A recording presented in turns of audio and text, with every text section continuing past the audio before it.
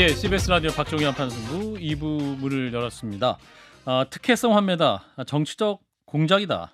김상희 더불어민주당 의원이 라인펀드에 자금을 투자했다, 돌려받은 것을 두고 논란이죠. 김상희 의원은 펀드 판매사에서 환매를 권유했다. 그래서 손실 감수하면서 환매를 했는데 금감원이 이걸 특혜성 환매로 몰고 가고 있다라는 입장이고, 금감원은 특혜성 환매 맞다는 입장입니다. 관련해서 어제 국회에서 김한규 민주당 의원과 이복현 금감원장의 공방이 있었는데요. 관련 영상을 보고 이어가겠습니다.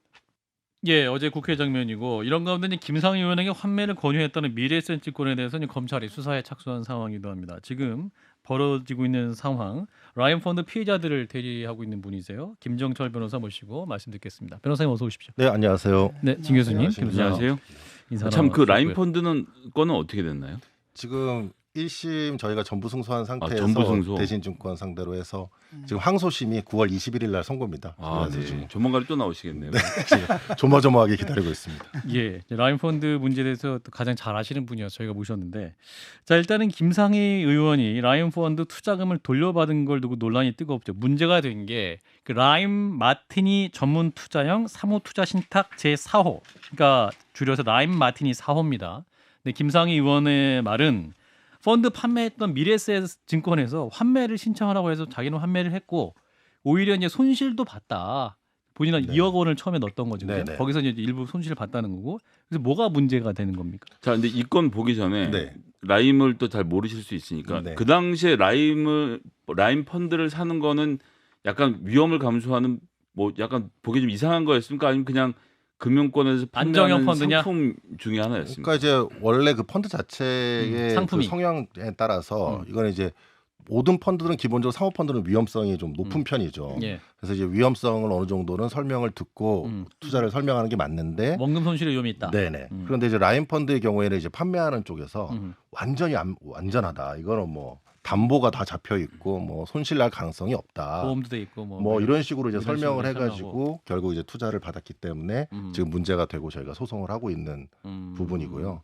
그래서 이제 그런 부분 관련돼서는 지금 이미 이제 펀드의 불안전 판매 잘못이나 이런 부분들은 수사를 통해서 이미 밝혀졌고 대부분 그 금융기관들은 형사 처벌을 받았습니다. 그런데 지금 이번에 나오는 거는 저희가 수사 초기에도 이 불법 이 부당 환매와 관련된 특혜 의혹을 여러 번 제기를 했었습니다. 그리고 전산 조작 문제 이런 것도 저희가 문제를 제기했는데 그런 부분들이 수사가 안 되고 있다가 이번에 이제 금감원장님께서 얘기하시고 나서 지금 이 문제가 이슈가 되었고, 그래서 제가 오늘 이제 지금까지 언론에 공개되지 않았던 자료를 좀 가져왔습니다. 이게 이제 제가 적법하게 소송 과정에서 문소송부 촉탁을 해서 가져온 그 형사 기록 관련된 내용이어서 거기서 일부 보여드리면서 좀 설명을 드리겠습니다. 예, 그러니까 이제 일반 이제 국민들 입장에서는 이제 판매를 했던 펀드 매니저가 이거 고객님이 했던 그 주식이 지금 위험하니까 원금 빨리 찾아가세요 이렇게 연락해줘서 나는 그래서 찾아갔다. 그게 왜 특혜냐? 그리고 이제 이 마티니 사호가 16분이 이제 그 펀드에 참여했던 분들이고, 이제 김상희 의원만 찾아간 게 아니라 그 사호 펀드에 참여했던 16명 모두 다 찾아간 거 아니냐. 그게 왜 특혜냐 이런 주장이거든요. 제가 이제 그걸 설명드리기 위해서 표를 하나 가져오셨다. 첫 번째 표를 하나 보여드리겠습니다. 첫 번째 표. 예. 저게 이제 그 김상희 의원 같은 경우에는 그 이제 마티니 사호인데요. 마티니 사호가 비슷한 게 대신증권에서 판 저 테티스 11호라고 하는 저게 이제 특혜 펀드라고 보이는 겁니다. 저희 대부분 일반 고객들은 옆에 일반 펀드 테티스 6호 같은 거를 사는데 보통은 저런 걸 사죠. 그러면 이제 뭐가 차이가 있냐면은 환매를 주문할 수 있는 거니까 돌려달라라고 원금을 다시 돌려달라. 그게 일반인들은 매월 20일에만 할 수 있습니다. 매월 20일에만 한 달 동안 기다려야 되고 20일 날 해야 되고 그걸 하면은 또 24일 뒤에 돈이 들어옵니다. 이제 그런데 저 테티스 11호하고 각종의 이제 특혜 펀드들은 3일, 4일, 5일 만에 보통 들어오게 돼 있습니다. 환매 신청 후에. 그리고 매일 환매 주문이 가능합니다. 언제든지 가서. 내 돈 빼세요. 네. 그게 이제 일반 고객들은 지금 매월 20일 날까지 기다려야 돼요. 환매 신청하는 것도. 그러니까 실질적으로 그 환매를 할 수 있는 차이가 엄청나게 있고요. 그다음에 판매 보수가 테티스 11호는 0.04%입니다. 그러니까 판매 보수를 안 띈다는 거죠, 거의. 그러니까 증권사에서 별로 안 네. 뛴다. 그러니까 일반 펀드는 1%를 띄니까요. 아하. 그러니까 결국은 저 테티스 15로는 수익률이 더 좋을 수밖에 없지 않습니까? 음흠. 왜냐하면 보수를 거의 안 띄잖아요. 음. 그러니까 그 보수 안 뗀 거의 1%만큼이 또 수익으로 이제 귀속되고요. 예. 그다음에 이제 가입자 수가 보통 일반 라인 펀드는 그때 너무 인기가 많아가지고 49인입니다. 자본시장법상 당시에는 지금 100까지 늘어났는데 아하. 그 당시 49인 이하에 이제 구성이 되니까 꼭 49명을 채웁니다. 아하. 그런데 이제 이런 특혜 펀드는 몇 명만 소수만 이제 해가지고 마감을 시키는 거죠. 아. 그래서 7명. 그다음에 김상현 펀드가 지금 16명이라고 나와 있는 것처럼 예. 이제 49명이 안 되는 거죠. 음흠. 그리고 가입자들의 특징을 보면 저 테티스 펀드는 음흠. 그 이종필 씨 자기가 운영한 부사장이지 않습니까? 그렇죠. 라임에 본인하고 그다음에 이제 그 라임 펀드에 돈을 투자한 에스모 머터리얼즈라는 회사가 있습니다. 그 회사에서 돈을 투자받고 그다음에 김부겸 총리 전 사위의 가족들 지금 언론에 많이 나왔던 그 가족들 6명이 저 테티스 11호에 가입돼 있습니다. 그러니까 이제 저분들은 환매를 언제든지 할 수 있고 환매를 하면은 자기들은 보수도 거의 떼지 않고 수익을 받아갈 수가 있는 그런 비교를 하시면 알 수 있습니다. 아니 그러면은 아니 뭐 내가 그 뭐 사모펀드에 가입을 하려면은 저게 특혜잖아요, 저건. 네네, 특히죠. 저게 가입을 하면 되는 거고. 근데 왜 저거를 일반 안 팔죠. 안 파는 거예요? 네, 저거는 아니, 가입을. 그래서 그 자체가 지금 특혜인 거죠. 네네네, 맞습니다. 근데 저런 그 자체가 상품을 파는 게 불법입니까? 저런 상품 자체를 일반 투자자들은 인식을 못 하고 있습니다. 이런 상품이 있다는 것도 이 라임 사태가 터지고 나서 알았. 그러니까 VIP용 상품인 거고 이제 자산가들에게 요거 정말 안전하고 우리가 특별 관리 해드리니까 넣으세요 뭐 이런 종류의 상품이다. 근데 자산가라 하더라도 다른 일반 펀드도 300억씩 들어가신 분도 있거든요. 개인 투자자가. 돈 많다고 할 수 있는 돈 것도 많다고 아니다. 들어가는 게 아닙니다. 저거는요. 그러니까 제가 그럼 이제 두 번째도 또 변호사님이 의심하시는 것은 저런 식으로 사회 유력자들. 저명한 인사들을 모으는 소규모 펀드가 여러 개 있었을 것이다. 네네, 몇 개 있다는 거죠. 두 번째 이제 저게 이제 잘안 수사 잘 안 보이시지만은 예, 어쨌든. 제가 저 수사 기록 자료 어떤 수사입니까? 검찰에서 이 대신증권 수사를 하면서 라임 펀드 관련. 네, 라임 펀드 관련돼서 저게 2020년 4월 달에 그러니까 라임 터지고 나서 얼마 안 된 때죠. 이미 수사를 했을 때 저 각 펀드별 있지 않습니까? 1번부터 나머지 펀드는 전부 다 일반인 펀드고요. 예. 지금 제가 15번에 써 있는 저 표시해 놓은 거 있지 않습니까? 예. 저게 이제 테티스 11호 펀드인데 저게 2019년 4월 18일에 만들어진 펀드입니다. 네. 가입을 한 펀드인데 제가 옆에 별표를 쳐놨지 않습니까? 예. 4월 18일로부터 한 달 정도 지나서 5월 22일에 규약을 개정합니다. 규약을 개정해서 환매를 언제든지 할 수 있고 5일 만에 환매 대금을 지급하는 거로 바꿔요. 근데 그 전에도 이미 애초에 매주 월요일 날 환매를 청구할 수 있도록 했고 열흘 만에 찾을 수 있게 원래 특혜를 만들어 놨는데 더 특혜를 주는 강화했네요. 것을 바꿉니다. 그런데 다른 일반인들은 아무도 바꾸지 않고요.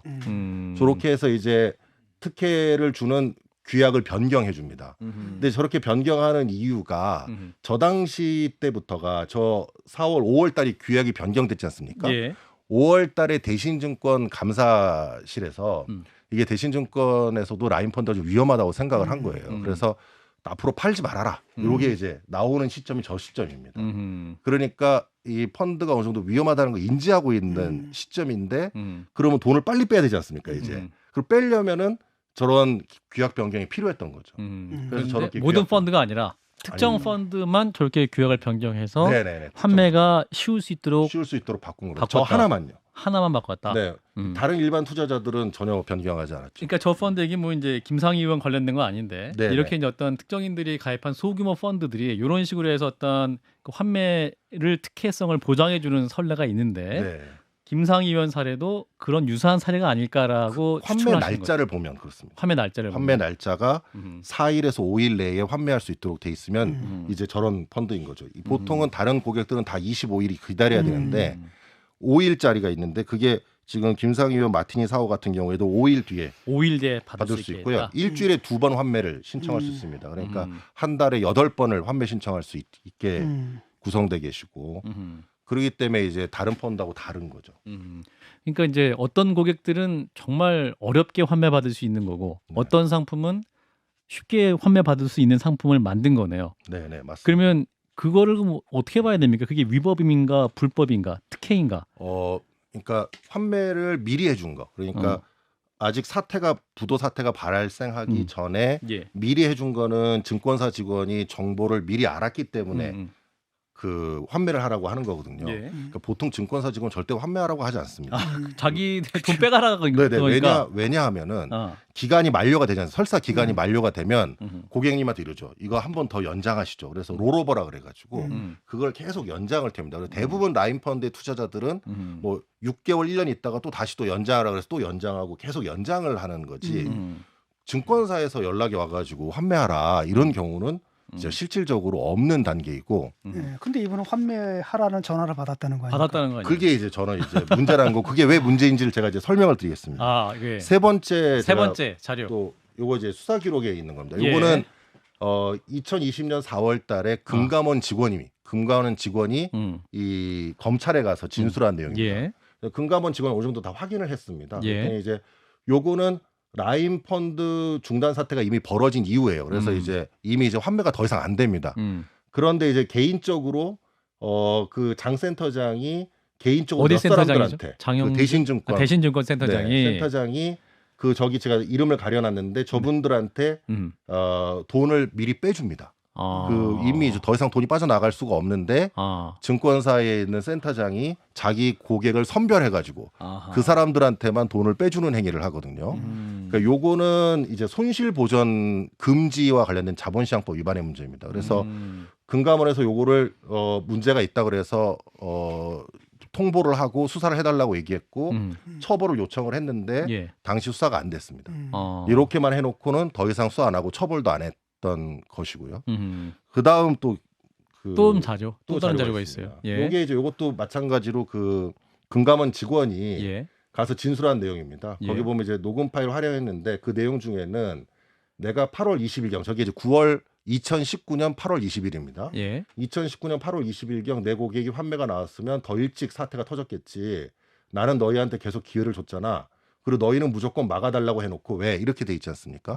그러니까 그 당시 라임에서는 2019년 8월 달에 이미 이게 문제가 되는 상황이었어요. 그래서 돈을 돌려줄 수가 없습니다. 그러니까 환매를 막아달라고 얘기할 때요. 증권사한테. 이걸 보시면 이제 라임 자산 운용에서 대신증권 장센터장한테 야 환매 막아줘. 최대한 고객들한테 환매하지 말게 해달라. 이렇게 얘기할 때거든요.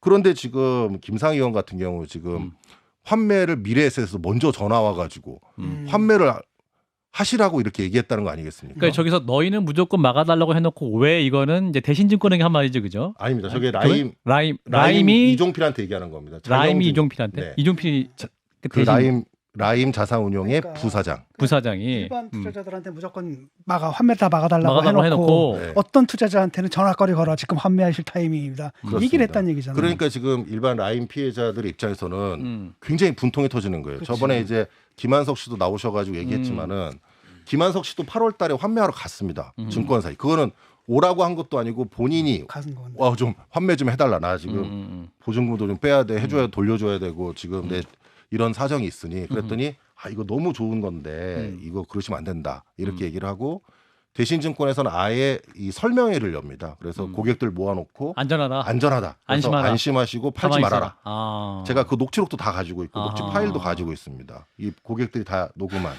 그런 상황인데 지금 김상희 의원은 나와서 미래에셋에서 전화 와가지고 본인에게 환매를 하라고 해서 나는 환매를 했다. 이게 이제 도저히 받아들이기 어려운 거죠. 미래에셋 증권도 근데 해당 상품에 투자한 고객은 10여 명으로 환매 시점은 2019년 9월로 이들에게 고객 보호 차원에서 환매를 권유했다. 네. 그 이를 받아들여서 일괄 전환해서 환매가 이루어졌다 이렇게 얘기하거든요. 그럼 이게 그렇죠. 고객 보호하는 고객이 너무나 차이가 많았다. 너무 차이가 많다는 거죠. 그러니까 그러면 이제 그거는 네. 김상희 의원이 압력을 넣은 것은 아니고 네. 그 지금 변호사님 말씀대로 하면 그 라인 펀드 요 펀드를 만들면서 16명의 특별 관리 고객을 만들고 이 사람들에 대해서만 이 증권회사 쪽에서 라인 펀드 쪽에서 환매를 하도록 내용을 통보해 준 것이 문제라는 말씀이신 거죠? 라임에서 통보했을 리는 없다고 봐요. 그러니까 증권회사에서. 네네. 그런데 이제 증권사에서는 보통 자산운용사에서 그 위험이 있다는 거를 알 수가 없습니다. 없어요. 원칙적으로는. 왜냐하면 자산운용사가 자기들이 하고 최대한 숨기거든요. 음. 그 수익률이라고 나오는 게 이게 진짜 수익률이 아닙니다. 아직 왜냐하면 기초자산이 다 실현된 게 위에 아니니까. 있기 때문에 아직 아. 판 게 아니기 때문에 그냥 자기들 수치로 그냥 보내주는 거예요. 그래서 대부분 거짓말입니다. 제가 이제 김상희 의원 관련된 이게 더 문제라고 생각하는 거는 마이너스 18% 17%를 보셨다는 거예요. 본인이 그 당시에. 근데 그 당시에 기초자산을 분배를 한다 그러면 그보다 손실을 훨씬 더 많이 보셨어야 돼요. 왜냐면 그 다른 사람들은 아예 거의 제로 상태에 있는 상태지 않습니까? 그러면 그 위에 모펀드에 있는 그 펀드에 있는 자산을 골고루 투자자들이 나눠 가져야 되잖아요. 그런데 본인이 가져갔을 때 그러면 손실률이 17%만 손실을 입었다. 그거는 말이 안 된다는 거죠. 그럼 누가 말이 안 되게 한 건가요? 그러니까 저는 그 17%는 손실을 부분인데, 기여한 게. 그러니까 이제 김상희 의원이 네. 압력을 넣어서 나중에 이제 펀드 들 때 잘 관리해라. 만약에 이제 손실될 때 미리 알려줘서 나 뺄 수 있게 해달라. 이렇게 사전에 말을 해서 이렇게 된 것인지, 아니면 네. 이 미래에셋증권에서 VVIP니까 네. 특별관리 대상 고객이다 해서 미리 알려줄 수 있을 텐데, 그럼 그게 김상희 의원의 규칙 사유냐 이렇게 또 판단할 수 있을 것 같은데. 그거는 제가 판단할 영역은 아닌 것 같고요. 예. 제가 말씀드릴 수 있는 건 확실한 특혜 펀드다는 거고. 특혜는 맞다. 특혜는 아, 확실하고요. 특혜는 확실하다. 그리고 그 특혜의 핵심은 환매를 빨리 할 수 있는 겁니다. 남보다 빨리. 우리가 주식이 지금 막 떨어지고 있는데 내가 먼저 빨리 넣었다 할 수 뺐다, 있다. 넣었다 뺐다 할수 우리가 있는 지금 거죠. 스캐핑이라 그래가지고 막 0.06초 단위로 먼저 할 수 있느냐에 따라 그렇죠. 손실을 피할 수가 있거든요. 예. 근데 지금 이거가 애초부터 기획될 때 그런 기획하에서 만들어진 거고 근데 그런- 그 기획의 주체는 누군가요? 그럼? 그거 이제 증권사고 라임이겠죠. 그러니까 라임 제 자산운용. 질문은 라임 마티니 4호 네. 16명을 모았다는 네, 거잖아요. 16명을 모은 주체는 증권사입니까 아니면 라임입니까? 지금 원래는 정상적으로 판매된 거라면 증권사의 고객이 와서 어떤 상품이 괜찮습니까 물어보고 거기서 거기에 적절한 펀드를 권유해서 이루어지는 게 이제 정상적인 판매 과정인데 예. 이런 펀드들의 특징은 애초부터 그 사람들을 모아서 이거를 펀드를 구성한다는 거죠. 그러니까 그 모아서의 주체는 그거는 아마 제 추측으로는 아. 라임 자산운용의 이종필과 아. 어느 정도 관계가 있거나 아. 아니면은 뭔가 같이 서로 연결돼야 되는 사람들이 사적 관계가 있는 사적 사람, 관계가 있는 사람일 수- 사람들이. 가능성이 있다. 왜냐하면 제가 확실하게 말씀드릴 수 있는 건 아. 제가 이제 그 이종필의 그 조사받은 피싱 조서를 봤는데 예. 거기에 그런 얘기가 있습니다. 이 테티스 11호를 어떻게 구성하게 됐느냐 그랬더니 테티스 11호는 그 증권사에서 가져온 고객이 아니고 내가 뭐 영풍 3세라고 해서 소개를 받아가지고 그쪽이랑 해가지고 자기가 몇 명을 모아서 줬더니 얘네들이 판매 보수를 깎아줬더라 이런 이제 진술이 있습니다. 그러니까 이건 테티스 11호를 네, 본인 그렇습니다. 포함해서 구성할 때 그렇게 한 거고. 네네 맞습니다. 지금 이거 이제 라임 마티니 사원은 사오니까 모르는 거고. 모르는 거죠. 라임 그러니까 마티니 이제 사오는 모르는 이제 건데. 저희는 이제 모르니까 이제 그런 부분에 대해서 이제 조사가 지금 이루어져야 되겠죠. 이게 왜 어떻게 구성이 되는지. 그런데 확실한 거는 창고에서 판매된 것은 아닌 건 확실합니다. 창고에서 판매 안 된 것이다. 그러니까 그거는 이제 제가 100% 중요한 건 얘기할 수 있습니다. 미래에셋증권이 이제 대규모 환매 중단 사태 발생 이전에 네. 이제 라임으로부터 내부 정보를 사전에 듣고 조치를 한 것인지, 네. 혹은 라임 자산운용을 압박을 해갖고 미래에셋증권이 네. 빨리 돈 돌려주 환매 진행하자 이렇게 한 것이 이 부분도 좀 쟁점이 될 수 있겠네요. 네네 맞습니다. 예. 지금 그럴 가능성이 상당히 있습니다. 이게 이제 빨리 내 고객들 돈을 내놔라 이렇게 했을 가능성이 미래에셋에서 네네 그럴 수 있습니다. 이제 그거는 아마 조사가 돼야 될 거고요. 만약에 정보를 미리 알고 했다 그러면 어쨌든 미정보 공개를 이용한 거기 때문에 그래서 아마 지금 검찰에서 뭐 압수도 할 수 있고 그 근거가 되는 조항들이 자본시장법 위반에 해당되기 때문입니다. 네. 그렇군요. 근데 증권회사에서 어쨌거나 자기의 고객을 지키기 위해서 펀드가 어떻게 운영되고 있는지를 정보를 듣는 행위도 불법이다. 왜냐하면 이 펀드는 블라인드 펀드라 그래가지고요. 아. 그 펀드에 어떻게 되는지를 알 수가 없습니다. 그냥 블라인드 펀드의 특징은 여기에 CB에 얼마 투자했다. 뭐 메자닌 뭐 그다음에 대체 여기에 투자. 대체 투자 뭐 그런 얘기를 하면서 여기 이렇게 했다는 대충 대략적인 어떤 투자의 롤만 얘기하는 것이지 구체적인 투자 대상이나 이런 것들을 알 수가 없기 때문에 이게 손실이 얼마가 입고 있는지를 알 수가 없습니다. 증권사는요. 알 수도 없고 알아서도 안 되게 자본시장법에 돼 있고요. 근데 전화를 했다는 건 알았다는 얘기 아닙니까? 그렇죠. 이제 그 손실을 인지했다는 건데 그럼 본인이 뭐 언론을 보고 인지했다고 볼 수는 없는 거고 예. 그런 측면에서 확실하게 문제가 있는 것은 명백합니다. 그러니까 미래에셋증권이 김상희 의원에게 환매를 권유한 시점이, 그러니까 이제 라임펀드가 환매를 중단을 결정한 이후였기 때문에 더 이제 문제다 네, 이렇게 네. 보고 있는 거고. 이미 이제 뭐 이종필 부사장이나 여기 그 진술서가 있는데요. 본인의 이제 그런 내용들을 보면은 이제 돈이 돌질 못하고 있는 거예요. 그러니까 이제 펀드의 모펀드라고 하는 곳에다 돈을 원금. 넣어서 여기에 이제 이 돈들이 이렇게 돌아줘야 되지 않습니까? 그렇죠. 그러면 이제 새로운 투자자들의 돈이 들어와야 그 돈으로 빼줄 수가 있는 겁니다. 그렇지 않으면 이제 돈이 못 A 빠져. 펀드, B 펀드, C 펀드가 만들어져 갖고 계속 이렇게 돌아야 돌아가줘야 되는데 근데 이제 이게 막힌 거예요. 이제 더 이상. 왜냐하면 이제 우리은행에서 4월 달부터 판매 중단을 했고요. 그다음에 6월 달에 대신증권에 제일 믿었던 대신증권도 판매를 중단해 버립니다. 그러니까 이제 새로운 돈이 안 들어오는 거죠. 돌려막기를 할. 그러니까 이거는 이제 더 이상 유지할 수가 없는 상태였고 그래서 이제 우리은행 쪽에도 나 당신들 펀드 환매 못 해주겠다. 이렇게 그런 얘기까지 했죠. 예, 또 다른 자료가 있는데 이 자료는 어떤 자료입니까? 여기 이제 마지막 제 자료인데 이 자료. 요것도 이제 검찰 수사 기록에서 수사 기록에서 나온 내용입니다. 예. 이제 검찰청에서 수사를 하면서 수사 보고서에 첨부된 공개해도 되는 내용인데. 공개해도 되는 네네 내용인 제가 이제 거죠? 적법하게 취득한 예, 거니까요. 예. 근데 이제 여기에서 보면은 너무 의혹이 아직 제가 지금 이 이유가 뭔지를 지금 밝혀봐야 될 것 같습니다. 예. 이게 지금 여기 보시면 맨 위에 제가 써놨는데 예. 맨 끝에 둘째 쪽이 이제 환매 금액이고 맨 끝이 잔고거든요. 잔고. 그러니까- 그러면 이제 맨 위에를 생각을 해보시면 예.